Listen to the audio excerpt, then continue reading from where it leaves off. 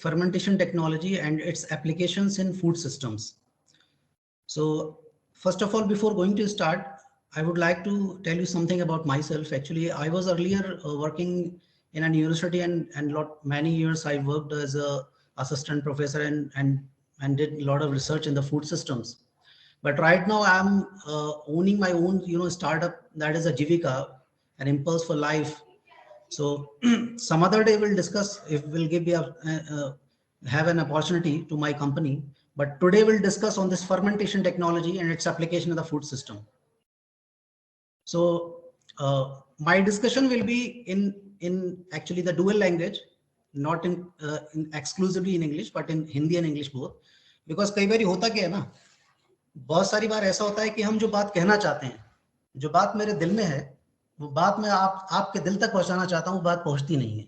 So that is why ये जो discussion रहेगा, ये पूरा का पूरा इनफॉर्मल डिस्कशन रहेगा. और ये एक ऑनलाइन सिस्टम का, जैसे मैं प्रतिमा मैम से, फाज साहब से मैं बात कर रहा था, तो मैं उनसे बोल भी रहा था कि ऑनलाइन सिस्टम का ये बहुत बड़ा ड्रॉबैक है कि जो सामने बैठा हुआ है, जो आपके दर्शक बैठे हुए हैं, जो श्रोता, जो लिसनर्स बैठे हुए हैं, उनके एक्सप्रेशन आपको देखने को नहीं मिल रहे हैं. क्योंकि एक्सप्रेशन जो होते हैं वो बेसिकली इनपुट होते हैं जो सामने स्पीकर होता है. तो ये मैं मानकर चल रहा हूं कि मेरी आवाज जो है वो आप तक पहुंच रही है ना. तो वो एक बॉलीवुड मूवी का एक सॉन्ग भी है ना कि मेरी आवाज ही पहचान है अगर याद रहे.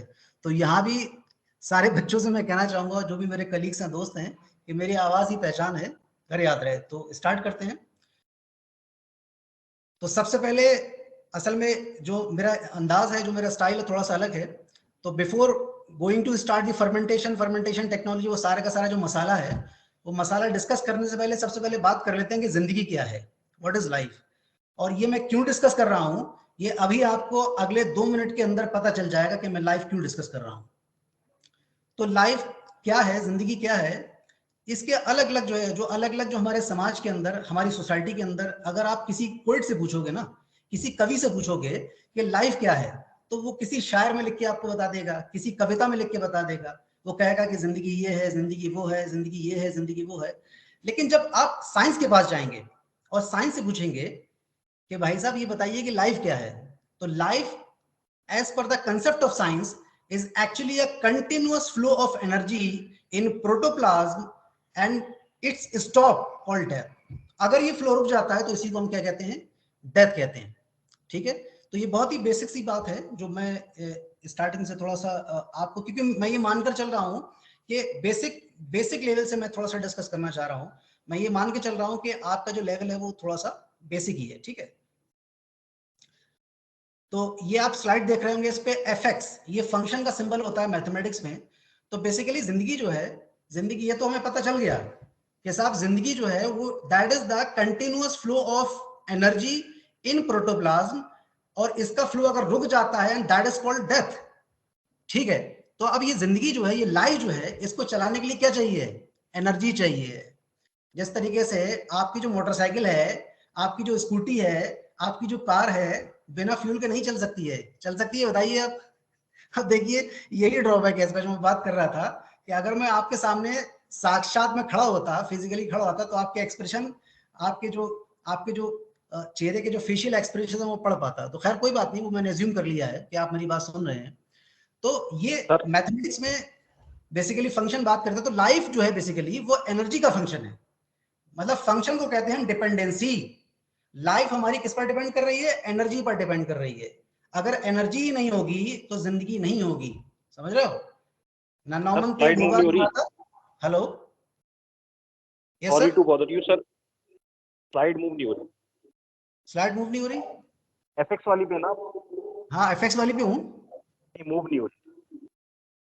अच्छा, ओके. तो ये थोड़ा सा दिक्कत है. So what should I do? Should I send my slides to you? एक बार सर क्लोज करके फिर से ओपन करके देखिए. Okay, right. I'm doing.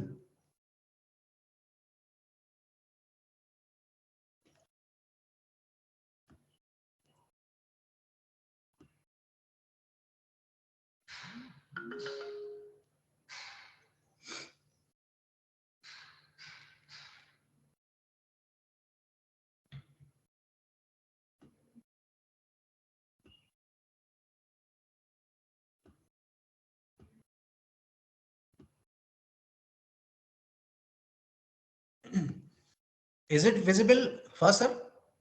It is visible now. Okay, okay, okay. It is, I'm at the FX slide, right? Right, right. Okay sir, thank you sir. तो हम लोग बात कर रहे थे बेसिकली लाइफ की।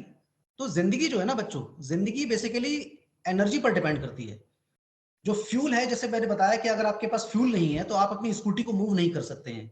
अगर आपके पास फ्यूल नहीं है, आप मोटरसाइकिल नहीं चला सकते हैं, आप कार नहीं चला सकते हैं, आप हवाई जहाज नहीं चला सकते हैं। Because energy, energy is the primary thing which is use to run the life, चाहे वो मशीनों की लाइफ हो या फिर इंसानों की लाइफ हो। तो इसी एनर्जी के लिए ये सिस्टम बनाया है। I have moved my slide, doctor first sir, is it visible?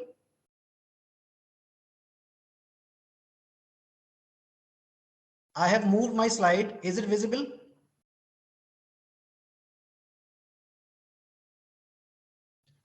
Hello yes sir. Sir, मैंने स्लाइड मूव की है, ये मूव हो रही है वहां पर। आगे actually I am, network issue है थोड़ी देर। ओहो, ये बड़ी दिक्कत है।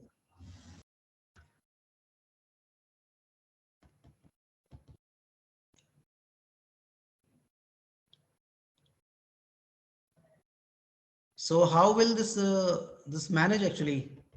Because if the slide is not moving, the student will not get what am I discussing. Yes sir, you just share your PPT with us. Okay, okay, right. That will be right way. Okay, I'm just doing that. Thank you.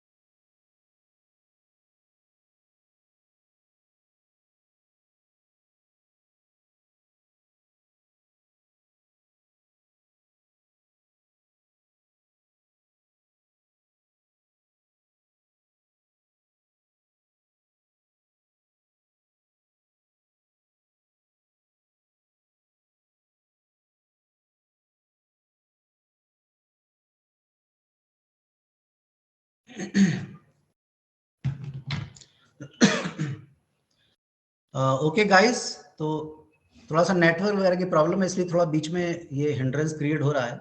वो मैं भी समझता हूँ कि वो कहीं ना कहीं जो है बच्चों का भी और बीच में मूड वगैरह डिस्टर्ब होता है। तो बेसिकली हम डिस्कस कर रहे थे how this, yes okay, thank you sir, now it is come to the full screen sir, thank you. तो हम डिस्कस कर रहे थे कि what is the like mechanism, how the animals, how the organisms, how the plants are produces its energy. तो basically plants और animals में दो अलग अलग सिस्टम्स होते हैं, दो अलग अलग मैकेनिज्म होती हैं, दो अलग अलग फिनोमेना होते हैं, फोटोसिंथेसिस और यस फोटोसिंथेसिस एंड रेस्पिरेशन। तो फोटोसिंथेसिस बेसिकली क्या होता है, ये एक एनाबोलिक प्रोसेस है जिसमें जो प्लांट्स होते हैं, ग्रीन प्लांट्स होते हैं जनरली, वो अपना जो फूड है वो इन प्रेजेंस ऑफ सनलाइट बनाते हैं, सिंथेसिस करते हैं, इसीलिए इसको क्या कहते हैं, एनाबोलिक प्रोसेस कहते हैं। जबकि प्लांट्स में उसके बाद जब खाना बन जाता है तो कैटाबोलिक रिएक्शन, जो एनर्जी को एक्सट्रैक्ट करने के लिए जो एनर्जी का जो एक्सट्रैक्शन प्रोसेस होता है उसे हम रेस्पिरेशन कहते हैं। जबकि कंपैरेटिवली अगर हम एनिमल की बात करें तो एनिमल के अंदर फोटोसिंथेसिस नहीं होता है क्योंकि उसके अंदर क्लोरोफिल नहीं होता है, तो इसीलिए हमें खाना बाहर से खाना पड़ता है। और अगर ये मान लें आप कि अगर अगर ऑलमाइटी गॉड ने, अगर खुदा ने अगर इंसानों को फोटोसिंथेसिस के लिए अगर क्लोरोफिल दे दिया होता तो ना तो हम पढ़ने जाते कहीं पर, ना तो हम काम करने जाते, है ना, कोई काम ही नहीं करता। क्या करता है, बाहर जाके धूप में बैठ जाते कि भैया कहाँ हो, के धूप में बैठे खाना बना रहे हैं। तो वो एक काइंड ऑफ एक मैकेनिज्म है, एक सिस्टम है जो जिसके तहत जो है वो ऑलमाइटी गॉड ने दुनिया को बनाया है। तो इंसानों में कुल मिला के फोटोसिंथेसिस नहीं होती है, रेस्पिरेशन होती है। रेस्पिरेशन के थ्रू क्या करते हैं, हम एनर्जी को एक्सट्रैक्ट करते हैं in the form of ATP.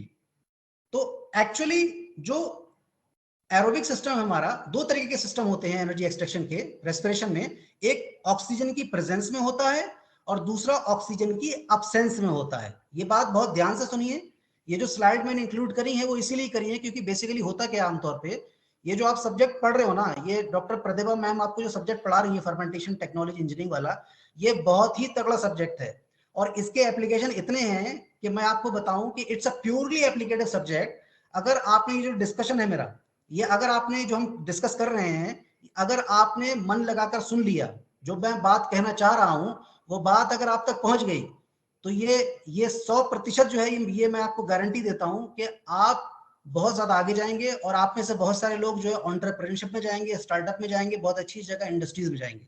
ये बहुत ही ज्यादा एप्लीकेटिव सब्जेक्ट है। तो हम बात कर रहे हैं कि रेस्पिरेशन हमारा ऑक्सीजन की प्रेजेंस में भी होता है और ऑक्सीजन की एब्सेंस में भी होता है। तो ऑक्सीजन की प्रेजेंस में जब होता है तो वो आपने पढ़ा होगा, बेसिकली ग्लाइकोलिसिस होता है, फिर क्रेब्स साइकिल में जाता है, फिर इलेक्ट्रॉन ट्रांसपोर्ट सिस्टम में जाता है, फिर वहां पर एटीपी प्रोड्यूस करता है। तो वो अलग अलग शंट होते हैं, है ना, शंट वगैरह होते हैं, कहीं पर जो है 36 एटीपी प्रोड्यूस होते हैं, कहीं पर 38 एटीपी प्रोड्यूस होते हैं। अब उसी कंडीशन में, मान लो अगर ऑक्सीजन ना मिले तो क्या होगा, तो ऑक्सीजन जब नहीं मिलेगी तो क्या होगा, एरोबिक नहीं होगा बल्कि एनएरोबिक रेस्पिरेशन होगा, विच इज एनएरोबिक ग्लाइकोलिसिस, जिसमें बहुत ही मिनिमम एटीपी बनते हैं, जिसमें कम से कम 2 एटीपी बनते हैं। और यही होता है हमारा फर्मेंटेशन के अंदर। समझ रहे हो, अब मेरी बात आप समझ रहे होंगे कि मैं आपको ये पूरा जो रास्ता में बाईपास घुमा के लाया हूँ शहर के अंदर, गली के अंदर, ये मैं क्यों लाया हूँ। तो बेसिकली फर्मेंटेशन हमारा क्या है, is an example of anaerobic respiration. Doctor साहब please move the slide.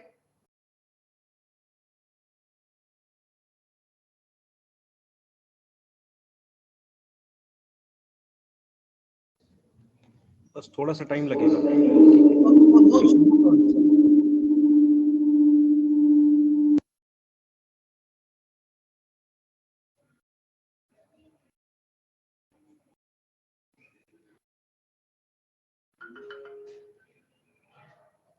Yes, it is visible sir. So अब हम बात कर लेते हैं टेक्नोलॉजी ऑफ एनर्जी प्रोडक्शन की। आखिर वो कौन कौन सी टेक्नोलॉजीज हैं जिससे हमारा एनर्जी प्रोडक्शन होता है। तो जैसे कि हमने बात करा कि अगर ऑक्सीजन प्रेजेंस है, ठीक है ना, आप सबसे ऊपर वाली रिएक्शन देखिए कि ऑक्सीजन की एब्सेंस में क्या होता है, ग्लूकोज क्या करता है, सिर्फ 2 एटीपी बनाता है। अब आप मुझे ये बताइए कि ये जो 2 एटीपी हैं, भाई अगर आपको कोई बड़ी मशीन चलाना है, ठीक है, तो आपको ज्यादा एनर्जी की जरूरत पड़ेगी या कम की, तो जाहिर सी बात है इसका जवाब क्या होगा कि ज्यादा एटीपी की जरूरत पड़ेगी। हमारे जो माइक्रो ऑर्गेनिजम्स हैं वो हमारे माइक्रो सिस्टम्स में आते हैं। माइक्रो ऑर्गेनिज्म का मतलब क्या होता है, माइक्रो ऑर्गेनिजम्स हमारे वो सारे ऑर्गेनिज्म होते हैं जिनका डायमेंशन जो है वो 10⁻⁻⁶ मीटर का होता है, ठीक है। और इससे भी जो छोटे होते हैं हमारे नैनो ऑर्गेनिज्म। तो इस छोटे से सिस्टम को चलाने के लिए इतनी छोटी सी थोड़ी सी एनर्जी काफी है, इसीलिए ऑलमाइटी गॉड ने उनके अंदर ये वाली एनर्जी प्रोडक्शन की मैकेनिज्म रखी हुई है, ठीक है, जहां पर 2 एटीपी प्रोड्यूस हो रहे हैं। सो विच इज वेरी कॉमन। तो this energy production mechanism of anaerobic respiration is very common in bacteria or and other microorganisms like yeast, mold and all. हालांकि वो एरोबिक भी करते हैं, ये कहने का मतलब सिर्फ ये नहीं है कि वो एरोबिक नहीं करते हैं, वहां पर बहुत सारे फैकल्टेटिव भी होते हैं, कभी एरोबिक कभी एनारोबिक, है ना, ये स्विच करते रहते हैं। जबकि ऑक्सीजन की प्रेजेंस में आप जो जो सेकंड वाली रिएक्शन है उस पर ध्यान दीजिए, ऑक्सीजन की प्रेजेंस में 38 एटीपी बनते हैं। अब देखिए जो खुदा का जो कमाल है ना, कुदरत है ना उसका, उसकी जो क्रिएचर है वो कितनी खूबसूरत है कि आप देखेंगे तो दुनिया कितनी खूबसूरत बनाई है उसने, कि उन सारे ऑर्गेनिजम्स के अंदर जो मैक्रो सिस्टम्स में आते हैं, जो बड़े ऑर्गेनिजम्स हैं, वो सारे के सारे आपके चाहे पाइसीज हो गए, एम्फीबियंस हो गए, रेप्टाइल्स हो गए, बर्ड्स हो गए, मैमल्स हो गए। और मैमल्स में हमारे कौन कौन से आते हैं, यहाँ पर जो डॉग है ना, मैमल्स हमारा, ठीक है। तो इन सभी सिस्टम को इंक्लूडिंग ह्यूमन बीइंग चलाने के लिए बहुत ही ज्यादा एनर्जी की जरूरत पड़ती है, बहुत ही ज्यादा अमाउंट एनर्जी की जरूरत पड़ती है। सर नेक्स्ट करिए प्लीज।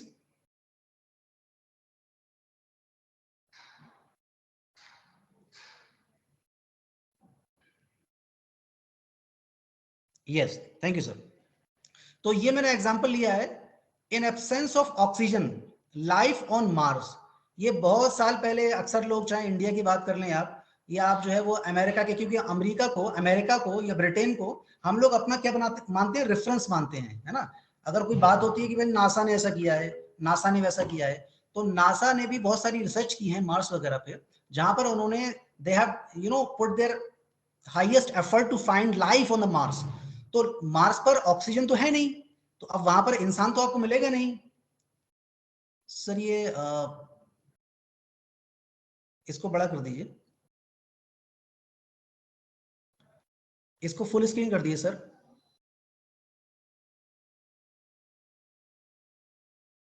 तो बेसिकली बात करते हैं, तो बेसिकली जो लाइफ है मार्स पर, वो ऑक्सीजन की वजह से वहां पर है नहीं, ऐसा बोला जाता है।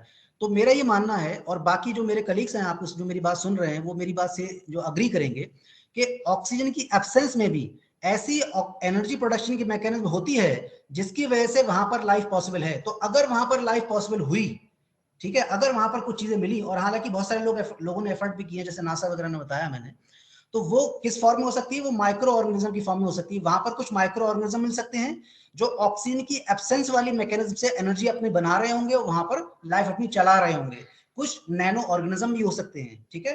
तो फर्मेंटेशन जो है वो सिर्फ ऐसा नहीं है कि आपने किताबों में पढ़ लिया कि भी फर्मेंटेशन है ना, फर्मेंटर है, या ये फर्मेंटेशन है, वो फर्मेंटेशन। फर्मेंटेशन जो है वो एक एनर्जी प्रोडक्शन है, ये बात आप सुन लीजिए ध्यान से, ठीक है। ये तमाम जो मैं आपको घुमाकर लाया हूं गली गली, ये यही बताने के लिए लाया हूं कि fermentation is not only the process जो आप सिर्फ पढ़ते हो, उसका कहीं एप्लीकेशन नहीं है। फर्मेंटेशन एक एनर्जी प्रोडक्शन का प्रोसेस है।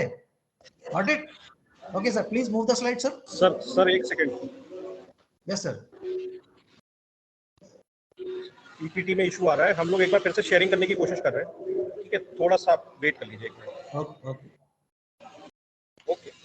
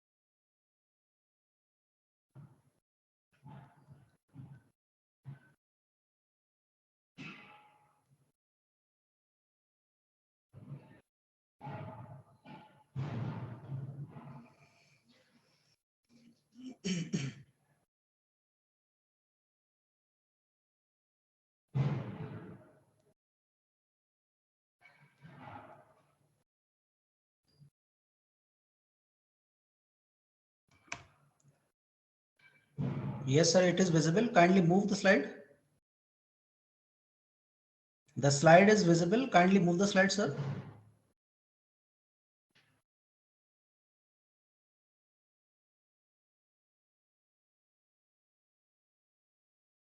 Yes. Go ahead, sir. One more. Yes.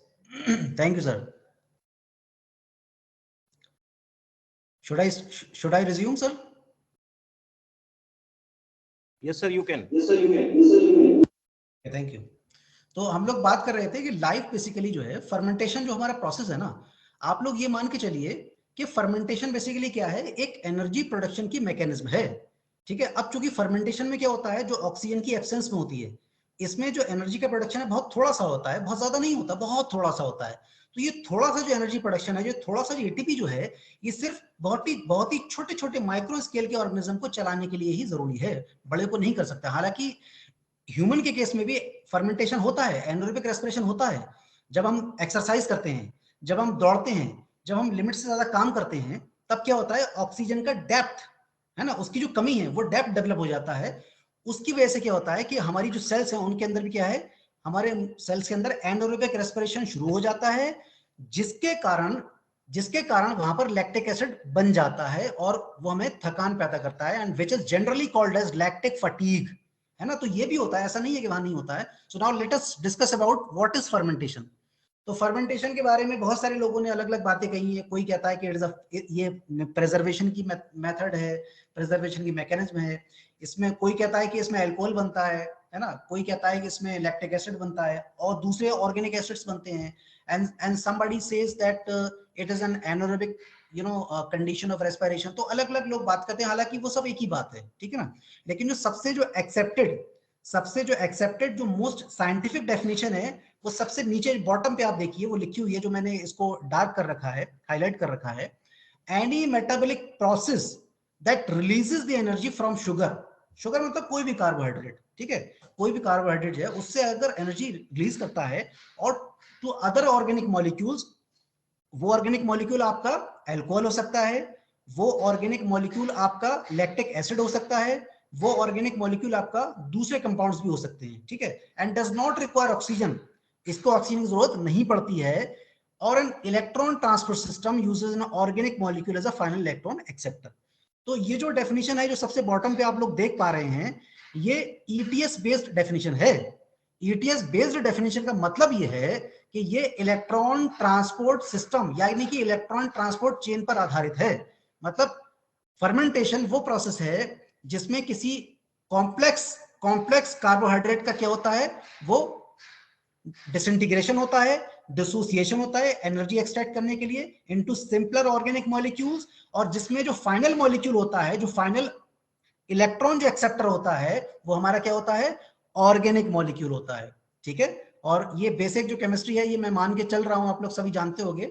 Organic और इनऑर्गेनिक, ऑर्गेनिक वो सारे मॉलिक्यूल्स होते हैं जिसमें कार्बन एटम इन्वॉल्व होता है, ठीक है।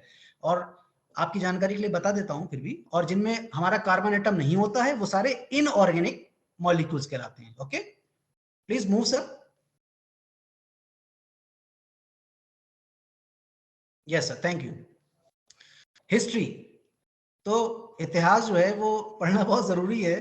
वो इसलिए नहीं कि इतिहास में जो कोई इंपॉर्टेंट काम हुआ है उसको हम उससे हम कोई फायदा उठा सकें, है ना, उससे हम कोई बेनिफिट ले सकें। हिस्ट्री जो है बेसिकली वो जानना इसलिए जरूरी होता है क्योंकि हमें पता लगे कि कहानी शुरू कहाँ से हुई थी। बात समझ में आ रही है? तो कहानी का शुरुआत कहाँ से हुई थी, उसका स्टार्टअप कहाँ से हुआ था, अगर हमें ये पता लगेगा तो हमें क्रोनोलॉजी पता लग जाएगी, है ना। क्रोनोलॉजी समझ रहे होंगे आप, बहुत ही मशहूर वर्ड है आजकल आज के कंटेक्स्ट में। तो क्रोनोलॉजी जो है वो पता चल जाएगी। तो सबसे पहले आप देख सकते हैं, हालांकि इस हिस्ट्री को ये बहुत ज्यादा डिस्कस नहीं करना है, ये सारे के सारे मगब वाले पॉइंट्स हैं। सिर्फ इतना समझ लो कि फर्मेंटेशन की जो हिस्ट्री है ना, वो बेसिकली बहुत पुरानी है। और आप देख सकते हो सबसे टॉप मोस्ट पर आप देख रहे होगे आप 6000 से 4000 बीसी, ठीक है, जहां पर सबसे पहले रिपोर्ट किया गया था दही, जो हम लोग अपने अपने घरों में खाते हैं, हमारी मम्मियां जमाती हैं ना, और मार्केट में, बाजार में, और इंडिया में तो बहुत ज्यादा फेमस है। और इवन जो जो इंडियन कंटिनेंट है उसी में ये रिपोर्ट भी हुआ था, ये फर्मेंटेशन, ठीक है ना। तो ये इसको हिस्ट्री को मैं दो हिस्सों में बांटता हूं। एक वो हिस्सा जो नॉन साइंटिफिक था, ठीक है ना। जब लोगों को फर्मेंटेशन सिस्टम की, फर्मेंटेशन प्रोसेस की साइंटिफिक नॉलेज नहीं थी, उनको लॉजिकल नॉलेज नहीं थी, साइंस की नॉलेज नहीं थी, वो था लुईस पास्चर साहब से पहले, ठीक है ना। ये इसलिए मैंने रेड कलर से हाईलाइट कर रखा है 1851, ये आप लोग को सबको नजर आ रहा होगा। तो लुईस पास्चर साहब जिन्होंने पास्चराइजेशन जिनके नाम पर डेवलप हुआ है ना, और ये पास्चराइजेशन एक ऐसा फिनोमेन, एक ऐसा प्रोसेस है, एक ऐसा यूनिट ऑपरेशन है, ये समझ लें आप कि दुनिया में ऐसी कोई भी फूड की इंडस्ट्री नहीं है, ये मैं बिल्कुल चैलेंज के साथ कह रहा हूं, इसलिए क्योंकि मैं फूड बैकग्राउंड से हूं, I am the expertise, okay. तो दुनिया में कोई भी ऐसी फूड इंडस्ट्री नहीं है जहां पर pasteurization as a process unit operation ना होता हो। तो ये आप देख सकते हैं कि कितना बड़ा योगदान है, कितना बड़ा कंट्रीब्यूशन है लुईस पास्चर साहब का, और इसीलिए उनके नाम पर इसका नाम रख दिया गया पास्चराइजेशन। तो इसीलिए जो हिस्ट्री है फर्मेंटेशन की, वो एक तो लुईस पास्चर साहब से पहले की है, जब लोगों को साइंटिफिक टेम्परामेंट नहीं पता था, जो लॉजिकल साइंस था उसके बारे में नहीं पता था। एक है इनके बाद में, ठीक है, उसके बाद में फिर डेवलपमेंट होते चले गए, है ना। ये सब ये इसको मैं रीड नहीं करूंगा, ये सब ये बोरिंग भी होगा और कोई जरूरी भी नहीं है इसका। So kindly move sir.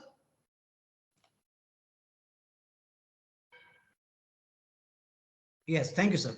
अब बात कर लेते हैं, ये सिर्फ आपके अंडरस्टैंडिंग के लिए, टाइप ऑफ फर्मेंटेशन, जो मेरे ख्याल से आपने भी क्लास वगैरह में आपके टीचर्स वगैरह ने पढ़ाया होगा, अगर नहीं पढ़ाया तो पढ़ोगे आप, ठीक है। दो तरीके का फर्मेंटेशन होता है, एल्कोहलिक फर्मेंटेशन और lactic acid fermentation. Alcoholic fermentation हमारा वो फर्मेंटेशन होता है where the synthesize product is alcohol, ठीक है, जो मेन प्रोडक्ट होता है। हालांकि साइड प्रोडक्ट में हमारे कार्बन डाइऑक्साइड वगैरह वो भी होते हैं मॉलिक्यूल, लेकिन जो हमारा मेन जो प्रोडक्ट होता है वो हमारा क्या होता है, एल्कोहल होता है। तो वो सारे फर्मेंटेशन मेथड्स, वो सारा फर्मेंटेशन प्रोसेस जहां पर हमारा मेन जो मेजर प्रोडक्ट है एल्कोहल है, all those fermentations are supposed to be called as alcoholic fermentation. और दूसरा हमारा कौन सा है, लैक्टिक एसिड, ये बड़ा मशहूर है, ये बड़ा काम का भी है, ठीक है। एल्कोहलिक, हालांकि एल्कोहल भी काम का है। एल्कोहलिक फर्मेंटेशन का सबसे बड़ा एप्लीकेशन है आपका, जितने भी आपकी जो वाइन इंडस्ट्रीज हैं, बियर इंडस्ट्रीज हैं, ठीक है, जहां पर ये एल्कोहलिक बेवरेजेस वगैरह बनते हैं, बहुत बड़ी इंडस्ट्रीज है, बहुत बड़ी इंडस्ट्रीज है, ठीक है। तो वहां पर एल्कोहलिक फर्मेंटेशन का मेन रोल रहता है। और फूड के केस में खासकर से जो हमारा फूड सिस्टम है, वहां पर जो मेन रोल रहता है वो लैक्टिक एसिड फर्मेंटेशन का रहता है, ठीक है। जहां पर जो हमारा जो शुगर मॉलिक्यूल है, जो हमारा कॉम्प्लेक्स कार्बोहाइड्रेट मॉलिक्यूल है, वो डिसइंटीग्रेट होकर क्या बनाता है, लैक्टिक एसिड बना देता है। एंड दिस में आल्सो ऑफ सेवरल टाइप्स, होमोलैक्टिक और हेटेरोलैक्टिक। होमोलैक्टिक फर्मेंटेशन वो जहां पर जो हमारा प्रोडक्ट है मेन, वो सिर्फ और सिर्फ एक्सक्लूसिवली विदाउट एनी एक्सेप्शन क्या होता है, लैक्टिक एसिड होता है। तो जहां पर सिर्फ लैक्टिक एसिड प्रोड्यूस होता है, उस फर्मेंटेशन को क्या कहते हैं, we call it as homolactic fermentation. And where apart from the lactic acid other organic acids are also produced, that type of fermentation is also termed as heterolactic fermentation. So this is all about this, the fermentation types, that basics जो मैं आपको convey करना चाह रहा था। Kindly move sir, next slide. Yes, thank you.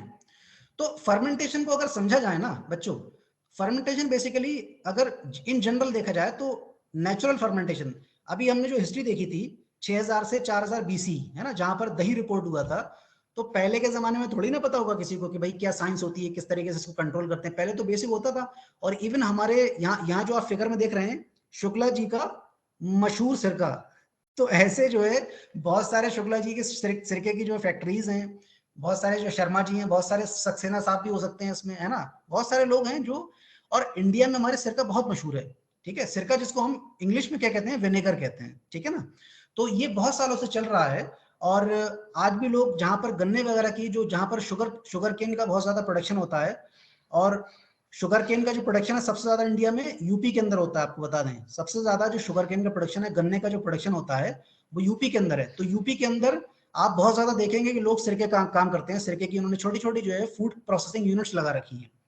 तो जो लोग पहले सिरका वगैरह बनाते थे, तो उनको कोई साइंस कोई साइंटिफिक टेम्परामेंट, कोई लॉजिक, कोई उनको साइंटिफिक लॉजिक सिस्टम नहीं पता था। वो क्या करते थे, वो कहते थे, उनसे अगर पूछते थे ना कि भाई साहब ये शुक्ला जी से जैसे अगर पूछा कि शुक्ला जी सिरका कैसे बनाया, अरे कुछ नहीं किया भैया, कि हमने वो बंद करा डब्बे में और उसको सड़ा दिया, है ना, सड़ा दिया, उसके बाद में छान लिया। तो उनसे पूछते थे कि भाई साहब छाना क्या आपने, कि भैया कुछ दिन तक उनको बंद रखा, जब वो सड़ गया तो उसमें कीड़े होते हैं साहब, तो वो कीड़े हमने छान लिए। तो अगर किसी लेमन पर्सन से आप बोलेंगे ना, पूछेंगे, तो वो इसी अंदाज में जवाब देगा जैसे मैंने आपको बताया अभी, ठीक है ना। उसको नहीं पता है, उसको माइक्रोबायोलॉजी नहीं पता है, वो बोलेगा कि साहब कीड़े में छान ली छन्नी से और उसके बाद में साफ कर दिया, बॉटल में पैक कर दिया, पैक करके हमने मार्केट में बेच दिया जाके। सो ये आपका नेचुरल फर्मेंटेशन सिस्टम था जब हमारा बहुत ज्यादा साइंटिफिक टेम्परामेंट डेवलप नहीं हुआ था। इसमें दिक्कत क्या है, ठीक है, प्रॉब्लम की बात करना बहुत जरूरी है। दिक्कत ये है क्योंकि ये अनकंट्रोल्ड फर्मेंटेशन होता है, जैसा कि आप देख रहे होगे, ये मैंने येलो कलर से हाईलाइट कर रखा है। ये जो नेचुरल फर्मेंटेशन है अनकंट्रोल्ड होता है। अनकंट्रोल्ड मतलब इसमें कोई भी किसी भी टाइप का माइक्रो ऑर्गेनिज्म जो है इसमें साथ में ग्रो कर सकता है, और अगर वो फूड पॉइजनिंग या फूड इंटॉक्सिकेशन कैटेगरी का बैक्टीरिया हुआ, माइक्रो ऑर्गेनिज्म हुआ, तो ये आपकी जान तक ले लेगा। ठीक है, तो इसमें जो हमारा जो अनकंट्रोल्ड फर्मेंटेशन सिस्टम होता है, इसमें फूड सेफ्टी रिस्क बहुत ज्यादा होते हैं। इसीलिए आपने देखा होगा कि जो भारत सरकार है, हमारी गवर्नमेंट ऑफ इंडिया है, और जो हमारी स्टेट गवर्नमेंट्स हैं, ठीक है ना, जैसे यूपी की अगर बात कर लें, यूपी गवर्नमेंट है या दूसरे स्टेट गवर्नमेंट्स हैं, यहाँ पर वैकेंसीज निकालते हैं ये लोग कमीशन से फूड सेफ्टी ऑफिसर की। जितने भी लोग मेरी आवाज सुन रहे हैं, क्या कभी किसी ने सुना है कहीं पर कोई गवर्नमेंट अथॉरिटी या government commission food quality officer की वैकेंसी निकालता हो? नहीं सुना होगा आपने, ठीक है, नहीं निकालता है, नहीं निकालता इसलिए नहीं सुना होगा, क्योंकि सेफ्टी जो है फर्स्ट, सबसे पहले है। ठीक है, food safety is first then the food quality. क्योंकि देखिए सीधी सीधी बात है, इसलिए मैं आपसे शुरू में कह रहा था कि ये जो डिस्कशन है ना हमारा, ये बिल्कुल जो है वो, हालांकि ये दुर्भाग्य है कि मैं आपके सामने नहीं हूं, क्योंकि वो एक फिजिकल इंटरेक्शन है, उसका अलग मजा होता है। तो इसका इसलिए मैं कह रहा था आपसे कि जो इनफॉर्मल डिस्कशन है, क्योंकि आप तक मेरी बात पहुंच जाए। अक्सर होता क्या है, अक्सर बहुत सारे सेमिनार्स में, बहुत सारे वर्कशॉप में, सिंपोजियम में आप जाओगे, कॉन्फ्रेंसेस में आप जाओगे, तो वहां पर बहुत ही सोफिस्टिकेशन का एक जो है आवरण जो है ओढ़ लेते हैं, है ना। तो उसकी वजह से दिक्कत क्या होती है कि जो बंदा बात कहना चाह रहा है ना, वो बात अपनी वो कह ही नहीं पाता, वहां तक पहुंच ही नहीं पाती है।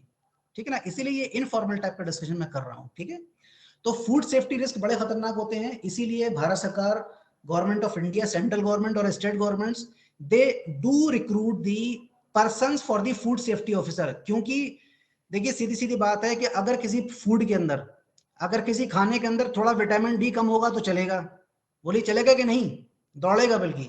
अगर किसी के अंदर विटामिन ए कम होगा तो चलेगा, आयरन कम होगा तो चलेगा, जिंक कम होगा तो चलेगा, कॉपर कम है तो चलेगा। लेकिन अगर किसी के अंदर लिस्टीरिया मोनोसाइटोजेंस बैक्टीरिया हुआ तो क्या चलेगा? नहीं चलेगा बेटा, आपको चला देगा, वो बैंड बजा देगा, आपकी इंटेस्टाइन उड़ा देगा, और आपको जो है आपकी लोकेशन शिफ्ट करा देगा। लोकेशन शिफ्ट कराने मतलब समझ रहे हो, मतलब अर्थ से कहीं और पहुंचा देगा, दूसरे ग्रह पे। तो ये फूड सेफ्टी इसलिए बहुत ज्यादा इंपॉर्टेंट है, इसीलिए भारत सरकार ने भी इस पर फोकस करना शुरू किया है कि सेफ्टी को सबसे पहले देखा जाना चाहिए। अगर किसी में न्यूट्रिशनल लेवल कम है तो कोई दिक्कत वाली बात नहीं है, लेकिन सेफ्टी जरूर होना चाहिए। So this is the main concern with natural fermentation. अब इसके पैरेलली हम बात कर लेते हैं आर्टिफिशियल फर्मेंटेशन का। एक मैंने यहाँ पर प्रोडक्ट लगाया है जो आपको नजर आ रहा होगा, याकुल्ट का, है ना, ये प्रोबायोटिक प्रोडक्ट है, बेसिकली फर्मेंटेड मिल्क का प्रोडक्ट है ये। और मेरे ख्याल से जो जितने भी आप लोग हैं सारे एनसीआर रीजन से बिलोंग करते हैं, सभी ने कहीं ना कहीं कभी ना कभी ये प्रोडक्ट यूज किया होगा। ठीक है, बहुत अच्छा प्रोडक्ट है, बहुत जबरदस्त प्रोडक्ट है, और इसको हम कंट्रोल फर्मेंटेशन से बनाते हैं। ठीक है, तो जब हम कंट्रोल कह रहे हैं ना, कंट्रोल शब्दों पे ध्यान दो, कंट्रोल फर्मेंटेशन मतलब है कि everything is in our control, सारी चीज हमारी मुट्ठी में है।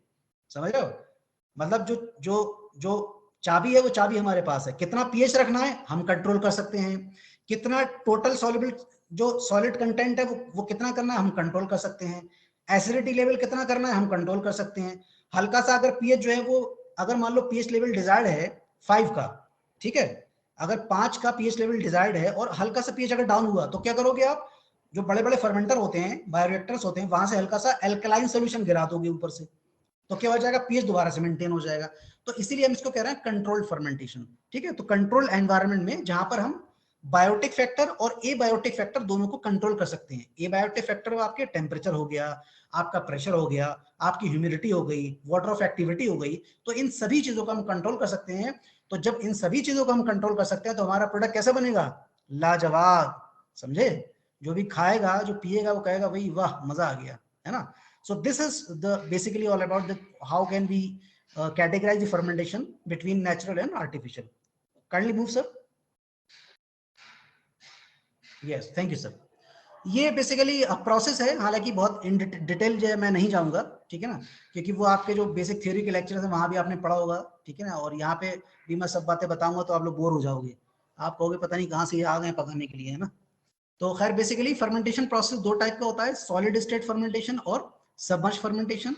सॉलिड स्टेट जैसे किसका नाम है, देखो दुनिया में सबसे आसान अगर कोई सब्जेक्ट है ना वो साइंस एंड टेक्नोलॉजी है, समझ रहे हो। ये तमाम बातें जो है, ये मैं मेरा एक अपना यूट्यूब चैनल भी है जीरो लर्निंग एकेडमी के नाम से, मैं उस पर भी जब मैं वीडियोस वगैरह बनाता हूँ तो उस पर मैं अक्सर ही बात कहता हूँ कि दुनिया का जो सबसे आसान सब्जेक्ट है वो साइंस एंड टेक्नोलॉजी है। वो क्यों है पता है, वो इसलिए नहीं कि मैं सिर्फ कह रहा हूँ हवा में, है ना, वो इसलिए है कि साइंस एंड टेक्नोलॉजी में आपको रटना कुछ नहीं है, समझ रहे हो।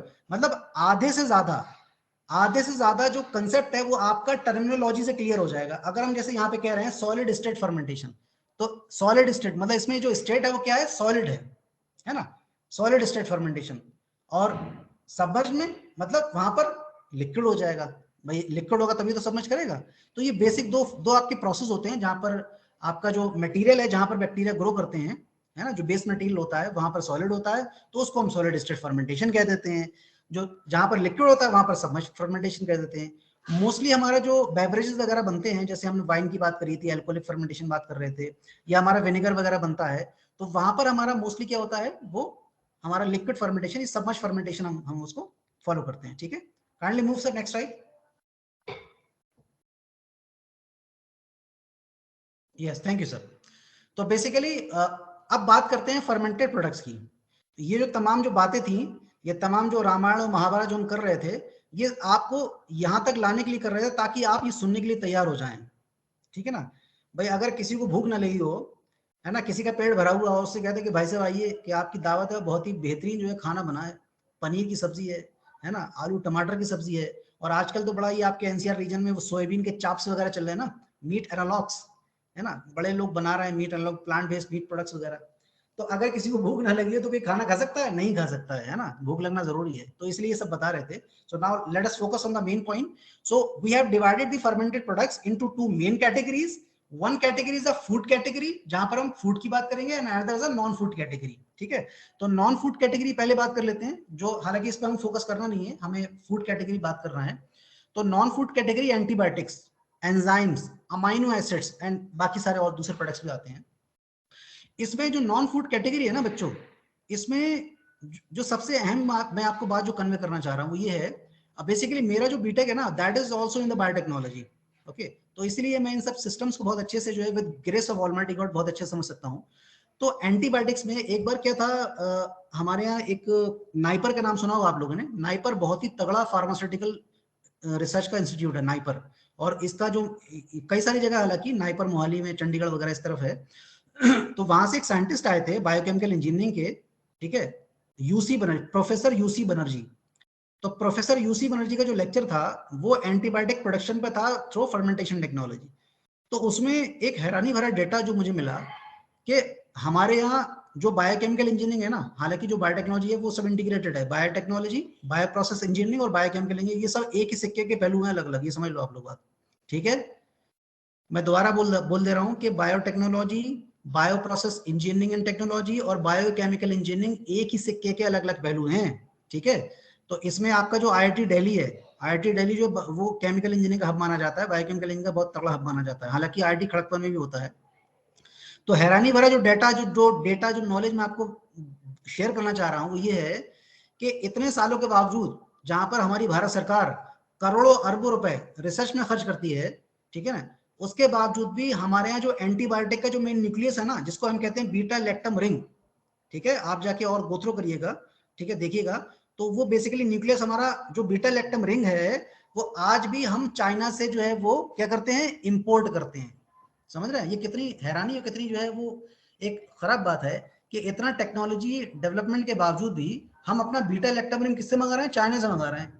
तो जब प्रोफेसर यूसी बनर्जी साहब ये प्रेजेंटेशन दे रहे थे, तो मैंने उनसे जब पूछा कि sir why not we are making it in India, तो उनका जवाब ये था कि भाई आपका फील्ड है, आप भी बायोटेक्नोलॉजिस्ट हो, आप आइए आप बनाइए। मैंने कहा ये क्या जवाब हुआ, ये तो कोई जवाब ही नहीं हुआ, ये तो कुतर्क हो गया, है ना, जो कि आजकल बहुत चल रहा है। तो खैर कुल मिला के जो एंटीबायोटिक्स हैं उसका बहुत बड़ा जो प्रोडक्शन है बेसिकली वो एफटी पर बेस्ड है, फर्मेंटेशन टेक्नोलॉजीज पर। ठीक है, और आगे आने की जरूरत है, और मैं आपको बता दूं कि आने वाला दौर, असल में दिक्कत यह है कि इंडिया के अंदर हमारे यहाँ जो टेक्नोलॉजी साइंस है उस पर बहुत सारे लोग बात नहीं करते हैं, लेकिन बिलीव मी, आप जिस फील्ड में हो ना बायोटेक्नोलॉजी में, ये दुनिया का बायोटेक्नोलॉजी, फूड टेक्नोलॉजी, ये दुनिया के ऐसे ऐसे इंटीग्रेटेड फील्ड्स हैं कि अगर आपको पता हो ना कि आप क्या कर सकते हो, तो आप पता नहीं, मतलब आप चांद पे जा सकते हो। मतलब ये वही बात है ना कि अगर किसी के हाथ में, ठीक है ना, एक बहुत पुराना एक सीरियल आता था अलिफ लैला, उसमें एक चिराग होता था, अलादीन का चिराग। ठीक है, तो मेरा आपसे सिर्फ ये कहना है कि अगर किसी के हाथ में अलादीन का चिराग भी अगर लग जाए और उसको उसको ये पता ना हो कि घिसना कहाँ से घिस के जिन निकलता है, समझ रहे हो, तो अगर ये ना पता हो कि कहाँ से घिस के जिन निकलता है, तो उसको चिराग मिलने का भी क्या फायदा है? कोई फायदा है? कोई फायदा नहीं है। तो ये जो बायोटेक्नोलॉजी है ना, ये बेटा टूल है। ये समझ लो आप लोग, बायोटेक्नोलॉजी बहुत ही बड़ा टूल है। तो ये अगर आपके हाथ में आ रहा है और अगर आपको ये चलाना नहीं आ रहा है कि इसको इस्तेमाल कैसे करना है, तो डज नॉट मैटर कि आप कहां पढ़ रहे हो, डज नॉट मैटर कि आपको कौन पढ़ा रहा है, कोई फर्क नहीं पड़ेगा, आप बीटेक करके घर बैठ जाओगे। ठीक है, तो आप समझो बायोटेक्नोलॉजी की वैल्यू। ठीक है, तो ये नॉन फूड कैटेगरी थी बेसिकली, जहां पर हम एंटीबायोटिक, एंजाइम और अमीनो एसिड टाइप की चीजें प्रोड्यूस करते हैं। और फूड की कैटेगरी में we produce fermented meat products, fruits, vegetables, dairy products, organic, जिसका भी अभी एग्जांपल लेके आपको डिस्कस करेंगे, बहुत बढ़िया समझाएंगे, एंड अल्कोहलिक बेवरेजेस और बहुत सारे फ्लेवरिंग एजेंट्स। ठीक है, kindly move sir, next slide sir. Yes, thank you. तो इससे पहले कि जस्ट अ मिनट, मैं थोड़ा पानी पी लेता हूँ, जरा थोड़ा हलक मेरा सूख गया।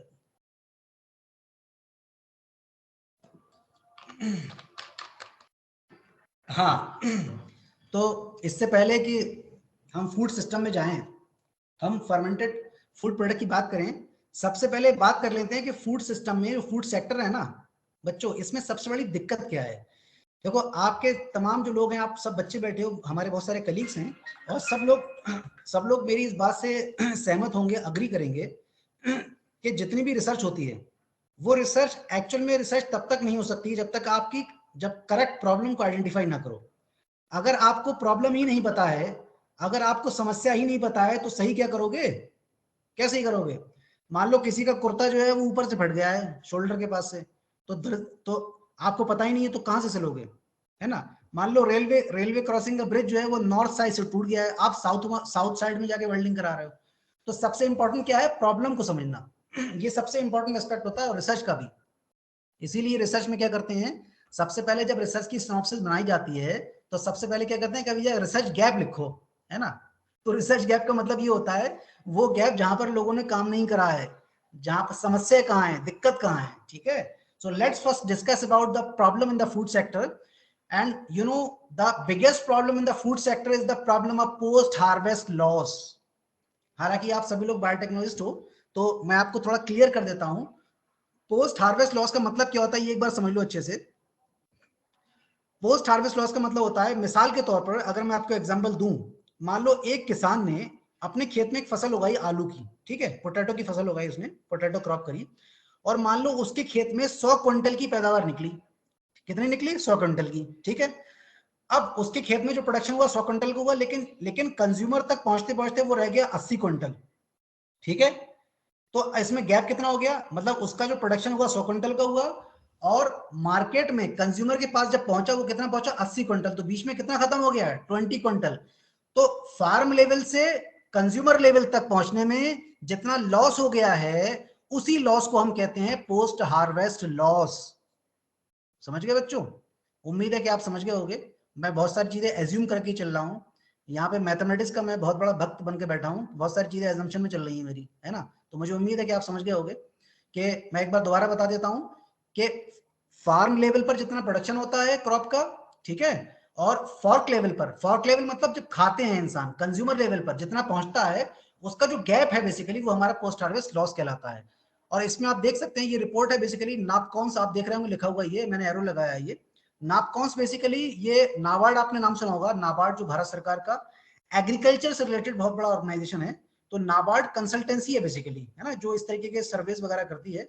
तो हालांकि आईसीआर की सीफेट की भी रिपोर्ट थी, तो मैंने कहा दोनों में से एक मैं आपके रेफरेंस के लिए ले लेता हूं, दोनों एक ही हैं, बहुत ज्यादा गैप था नहीं। तो ये 2022 का स्टेट है बच्चों, ठीक है, ये 2022 का स्टेट्स है, जहां पर जिसके अकॉर्डिंग आप देख सकते हो, सबसे पहला वाला पॉइंट देख सकते हो, जो फलों के अंदर, फ्रूट्स के अंदर जो पोस्ट हार्वेस्ट लॉस होता है कितना होता है मैक्सिमम? देखो आप मिनिमम वाला मत छोड़ दो, आप मिनिमम वाला मत देखो, आप मैक्सिमम वाला देखो। मैक्सिमम कितना है? 15%। बताइए आप, 15% पोस्ट हार्वेस्ट लॉस हो रहा है फलों के अंदर, ठीक है। नेक्स्ट देखिए आप, सेकंड पॉइंट देख लो, मैक्सिमम कितना हो रहा है? 11.61% पोस्ट हार्वेस्ट लॉस सब्जियों में हो रहा है, वेजिटेबल्स में, समझे। उसके आगे देख लो आप, 2.34% किसमें हो रहा है? मीट में। 5.63% किसमें हो रहा है? पोल्ट्री में। 6.03% किसमें हो रहा है? अंडे में, एग के अंदर। और 0.87% किसमें हो रहा है? मिल्क में। ये बड़ा हैरानी भरा डेटा है, और इस पे आपको बताऊंगा तो आपको भी हंसी आएगी। दूध के अंदर पहले कुछ सालों में जब स्टैटिस्टिकल एनालिसिस हुई थी पोस्ट हार्वेस्ट लॉस की कि भैया कितना हुआ है, तो स्टार्टिंग में जो रिपोर्ट आई थी ना, उसमें जो कंज्यूमर लेवल पर जो क्वांटिटी पहुंच रही थी मिल्क की, वो ज्यादा पहुंच रही थी as compare to the production of the farm level. मतलब इसका मतलब क्या है? मतलब जो प्रोडक्शन से ज्यादा कंज्यूमर पास पहुंच गया है। तो इसका मतलब क्या हुआ? इसका मतलब यह है कि बीच में क्या चल रही है? बीच में चल रही है धांधली, समझ रहे हो? Adulteration, the biggest issue in India.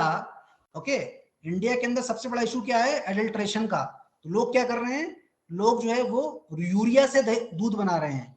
लोग बहुत ही जो वेस्टेज, जो बर्न, जो हमारा रिफाइंड ऑयल होता है, उससे क्या बना रहे हैं? मिल्क बना रहे हैं, ठीक है। इमल्सीफायर यूज कर रहे हैं, और इमल्सीफायर में पता है क्या यूज करते हैं? इमल्सीफायर में यूज करते हैं बहुत ही थर्ड क्लास क्वालिटी का शैम्पू, समझे, जिससे लोग अपने बाल धोना पसंद नहीं करते हैं, उससे लोग दूध बना रहे हैं। तो इसलिए सावधान हो जाइए, खबरदार हो जाइए, ठीक है। आज का जो चल रहा है ना, ये सब जो बहुत बड़ा झोल चल रहा है, हालांकि बहुत सारी बातें कहूंगा तो आप लोग कहेंगे सब सर यहाँ पे पोल बोल रहे हैं। बस आप अपनी सेहत के लिए, अपनी हेल्थ के लिए सजग हो जाइए। उल्टी सीधी चीज मार्केट से मत खाइए, और दूध भी कोशिश करो वहां से लो जहां पे आपको अच्छा मिल जाए, ठीक है। So these are the statistics basically what I want to convey to you at your end, that this much amount of post harvest losses are taking place.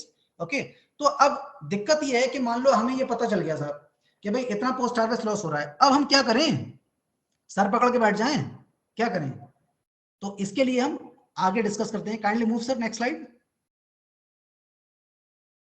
Yes, thank you sir. So this is the basically correlation. अब यहां से आपको पता चलेगा, यहां से जो post harvest loss है ना बच्चों, उसका पूरी पूरी उसकी जो नब्ज है ना, उसकी नस जो है ना, वो आपको पता लग जाएगी, ठीक है। अब देखो, सबसे पहले देख लो, स्टार्टिंग से देख लो। पोस्ट हार्वेस्ट लॉस क्या कर रहा है? अगर मान लो पोस्ट हार्वेस्ट लॉस हो जाएगा, मान लो मैं टमाटर की बात कर रहा हूं एक टोटल, एक बहुत ही सिंपल एग्जांपल ले लेते हैं टमाटर का, ठीक है। तो अगर टमाटर का जो जो लॉस है बहुत ज्यादा हो रहा है, तो क्या होगा? जो फूड की सप्लाई है कम हो जाएगी। भाई मार्केट के अंदर जो टोमेटो कम होगा कि नहीं होगा? अगर लॉस ज्यादा होगा तो सप्लाई कम हो जाएगी।